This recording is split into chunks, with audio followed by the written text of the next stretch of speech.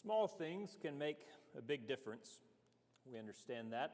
The Bible calls upon that idea with some regularity. James talks about a ship being able to be controlled by a rudder, a pretty small part of a ship. A horse can be controlled with just a little bit that you put in its mouth. We recognize that something tiny, something seemingly insignificant, can grow into something much more important. It's especially true, I suppose, with punctuation. We're all familiar with the difficulties that can come about from bad punctuation. Commas save lives, as has been said before. It's time to eat, Grandma, is different from saying it's time to eat, Grandma. No, don't eat, Grandma. Call Grandma to dinner. Those are very different things. You've probably seen random quotation marks out in the wild that just serve to make things suspicious. That's kind of my suspicion with a lot of organic things anyway. So these are the organic strawberries. Wink, wink, kind of something sly that's going on there. Well, there's no need for quotation marks there. They're in the wrong place. The white whale, of course, for amateur grammarians everywhere, is the apostrophe, where it doesn't belong. Antique dolls what? What belongs to antique doll that sign is pointing me to? And by the way, that sign is pointing both directions. Where is antique doll and what's she selling? What am I supposed to find there? A few years ago, John Richards, an Englishman from Lincolnshire, I think, and the founder of the Apostrophe Protection Society, announced that he was ending his 18-year crusade for proper use of that most abused punctuation mark. The group had grown to over 250 members, I think, at its height, probably all there in Lincolnshire, but people who were very aggravated about people, especially in government signage, using apostrophes incorrectly. But when he announced his decision to step down, he cited two reasons primarily. The first is age. He was 96 at the time. He ended up dying in 2021 at age 97. But the second reason, I guess, more sadly even, was apparently defeat.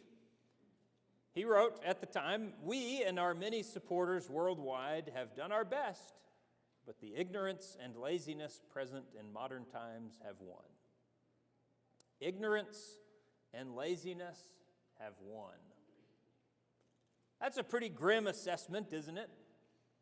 On the other hand, it's hard to argue with, and I can practically feel the rocking motion from every English teacher that I've ever had, or every English teacher alive, saying, yes, that's what's going on. Yes, ignorance and laziness have won.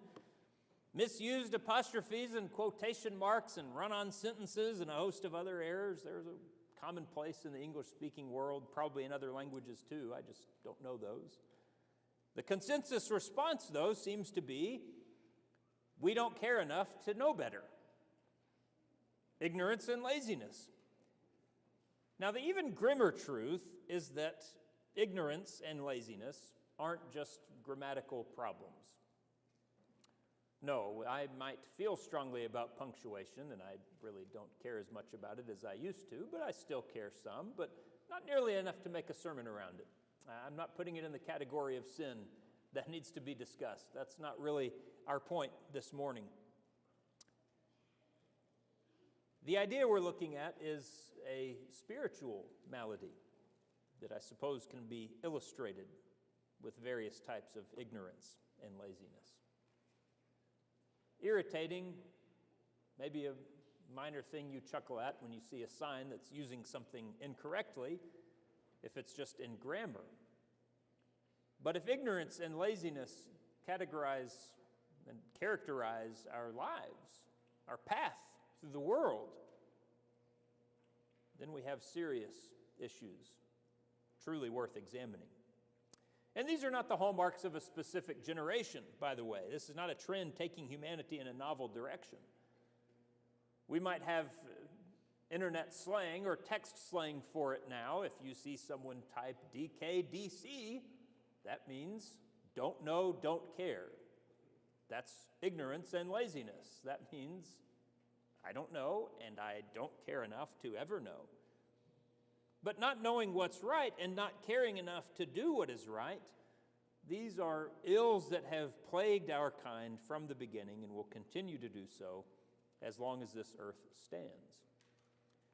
Look at what Paul wrote to the church in Ephesus. Turn in your Bibles to Ephesians 4. We read a moment ago from chapter 5, and we'll refer to several things Paul says in this letter particularly this morning. But read with me beginning in verse 17 of Ephesians 4.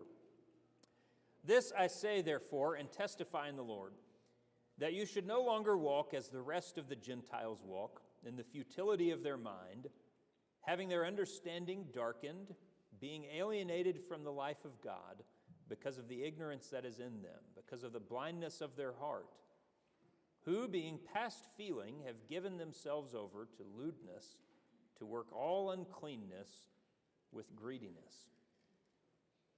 That is the general, inevitable trajectory. When man is apart from God, and that is the state that he's discussing there, alienated, when there's a distance, when there's a separation, when you are, so to speak, a foreigner to God, man apart from deity is darkened in ignorance and blindness of heart. The result of that ignorance, that lack of knowledge, is a lack of feeling, a lack of conscience. As Paul uses the phrase here, the same one he uses in Romans chapter 1, they've given themselves over. They give up. I don't care. I don't care about anything else, so sure, I'll just go in this way. He's ruled by instinct. He's ruled by lust. He doesn't know God, and he has no desire to live well. We might say he's ignorant and lazy. What are we to do? The war to save the apostrophe may have been abandoned years ago, but the struggle to save men's souls must absolutely continue. And so, several times in this letter of Paul, in addition to the passage we read a moment ago, Paul looks at these dual age-old problems. We don't know and we don't care, but there's no reason, he says, to throw ourselves away like that. So what's the solution? They're simple. I just want to discuss them for a few moments of your time this morning. The first is that there is an obvious alternative to ignorance, and that is to be enlightened. He wrote to us in chapter 5 and verse 14, "Awake, you who sleep, arise from the dead, and Christ will give you light." Or put another way, down in verse 17, "Do not be unwise, but understand what the will of the Lord is." Or you look earlier, right after our initial passage in chapter 4, Paul warned them after saying you shouldn't walk as the rest of the Gentiles walk, in that futility of mind with a darkened understanding. Don't walk in that way. So instead, he holds out hope. In verse 20, "You have not so learned Christ." He says, if indeed you've heard him, you've been taught by him, then there's a knowledge of the truth. Those three ideas coming up in the next verse: hearing, teaching, or instruction, and truth. There is ignorance, but that's a relatively simple condition to alleviate. We know God's condemnation against Israel. That's probably the most commonly cited verse in the book of Hosea. Not a place we go too often, at any rate, I suppose, but many people would know Hosea chapter 4 and verse 6, "My people are destroyed for lack of knowledge," is the Lord's opinion of that generation in Israel. Destroyed for lack of knowledge. We're not just talking about Bible trivia here. And I should say as well, we are not talking about intellect or education. We make this point often, and I try to observe something similar to it anytime we are talking about wisdom or understanding or something of that ilk. That is not in any way to make it sound like a difficult goal. In fact, biblically speaking, if you can have anything, you should be able to have wisdom.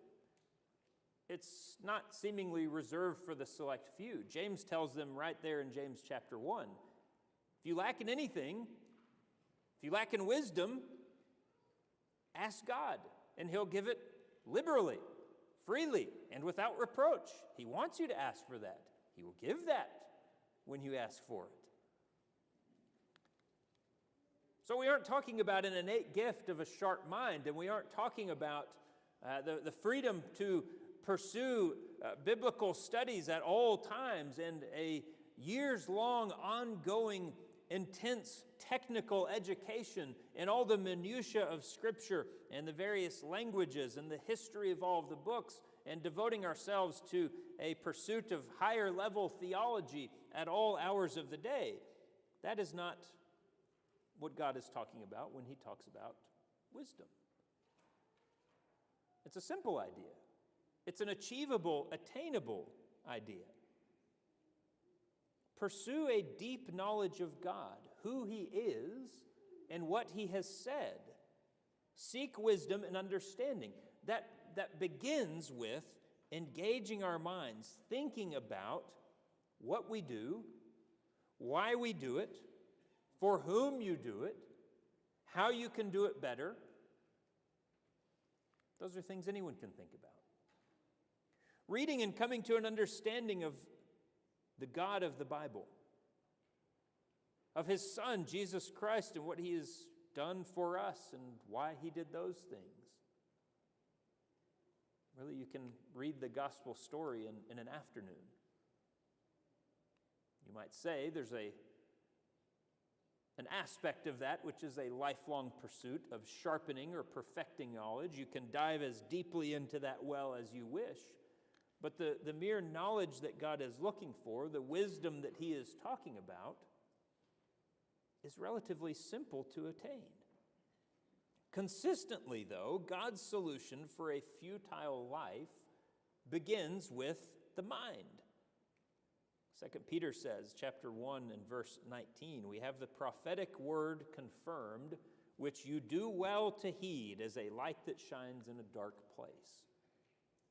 If you want to know God, if you want to have wisdom, you want enlightenment, listen to him. Be attentive to him. That is a simple thing that all of us can accomplish. I'll date myself with a Randy Travis lyric. He talks about, my father's father was the wisest man I ever knew. 60 years of education, 7 years of school. And he's talking about his grandfather who was a farmer. He says at night the only books he owned kept his mind as sharp as a tack, the family Bible and the farmer's almanac. Well, don't you know someone like that? I'm looking at this group. Probably some of you would say, I'm kind of like that, actually. I might be talking to that person. It's not a matter of degrees. It's not a matter of IQ. It's not a matter of anything that oftentimes the world looks at as wisdom. That means the sharpest guy in the room. That means the guy who wins 20 Jeopardy games in a row. That means whatever it might mean to people of intellect and letters and diplomas and these sorts of things. But what the Lord is looking at is, when I spoke, did you listen? What I've told you, have you paid attention to it? That's enlightenment. That's all we need to know. Well, I suppose this kind of goes hand in hand with the second idea, because really what we have been talking about there is the need to actually strive after knowledge, because it isn't difficult to attain. It isn't something on its basic level that is so challenging that no one can truly grasp it. Well, you just have to want to. And that's the other idea that we've mentioned that Paul goes back to time and again throughout the book of Ephesians, as overcoming that laziness, that being past feeling, that just simply not really caring anymore and giving yourself over. Don't be lazy. Be diligent. He says in verses 15 and 16, there again in chapter 5, see then that you walk circumspectly, not as fools, but as wise, redeeming the time, because the days are evil. And again, the problem was addressed earlier. The Gentile world was characterized by that blindness of heart, a loss of feeling. What does it mean to be circumspect? Literally, the word there as translated has the idea of looking around. Circumspect means you look roughly in a circle. That means if I'm walking somewhere, I don't just walk and, who cares what I step in? Who cares what I step on? Who cares what I walk into? No, I'm looking around first because I'm being a little careful. I'm paying attention to where I'm going, but it matters to me. That kind of carelessness is not a luxury that we have. You have to be circumspect. Discipline yourself. That's the mark of wisdom. Consider all angles of a situation before just jumping right into it. You think and you study and you pray before you act, and then you commit yourself to a righteous task with maximum effort. That's diligence. Remember also that our time on this earth is short, that it is being trimmed away by the second, that we cannot afford to waste any of it because duty calls. That's what he's talking about in verse 17. Redeem the time because the days are evil. You have now, and you may not have after now. It might just be the end right now. Redeem it, buy it up, use it wisely, but use it diligently. Take care in what you are doing. Exert effort in what you are doing. Be attentive in that way. Now, final thought for this morning. In line with what we have just said, throughout the Ephesians letter and throughout the gospel as a whole, we find a constant undercurrent as well of not simply being selfish, I guess, even in these disciplines. That we would not leave others to be ignorant and lazy as well. Paul wrote there in verse 11, to have no fellowship with the unfruitful works of darkness, but rather expose them. And there is a positive and negative aspect to this idea of what will we do with others. Sometimes it involves a negative idea, maybe more of a censure, more of an avoid this. Sometimes it involves more of a positive idea of saying, here's what you can do, here's what you should know, here's what I'd like you to think about, here's what let's go do together. But either way, we're looking at the same idea. That's the purpose of Paul writing in the first place. Sure, he's an apostle, and so it's sort of in the job description that you have to write to other people and tell them what to do. But coming through in so many of his letters and throughout, again, really the entirety of the New Testament, is the love and responsibility that the writer feels for the recipient. He wants better for them. He cares for them. Could just leave everyone to their own devices. We could all just go our separate ways and say, I'll see you when I see you. Never come here again, never go anywhere like this again, never talk to your friend about the scriptures again, never ask anyone for advice again. We could do that. I think we recognize with about 5 seconds of thought what would happen in that. Well, eventually I'll get discouraged. Eventually I'll come up to a problem that I don't know the answer to, and I'll want some advice. Eventually I'm going to have done something that puts me in a situation that's bad that I want out of, and I'm going to need help getting out of that. Eventually I'm going to look back and wish someone had warned me about that before I had gotten into that situation in the first place. We need each other. How grateful I am to have been taught the truth by those who love me. My mother, my family, extended family, my friends, saints in various places throughout this country. Many folks here, again, I know I'm kind of in a unique setting for this, talking to people this morning who taught me when I was 4 years old in Bible classes. You had a direct impact, a direct hand in some of my understanding and instruction. Aren't you thankful for that? Aren't you thankful that someone, whether it was your parents, your grandparents, a friend from work, whoever it was,